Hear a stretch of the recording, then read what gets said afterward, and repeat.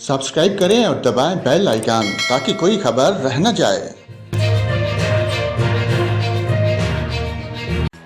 और नाज़रीन, आपको बताएं, जंग में कल आने वाले तूफान ने तबाही मचा दी। मुख्तलिफ हादसात में 2 अफराद जान बाग हो गए, 3 जख्मी और 1 करोड़ 3 लाख का नुकसान हुआ। रेस्क्यू काम ने कल आने वाले तूफान के बाद जंग में होने वाले नुकसानात की रिपोर्ट मुरतब कर ली।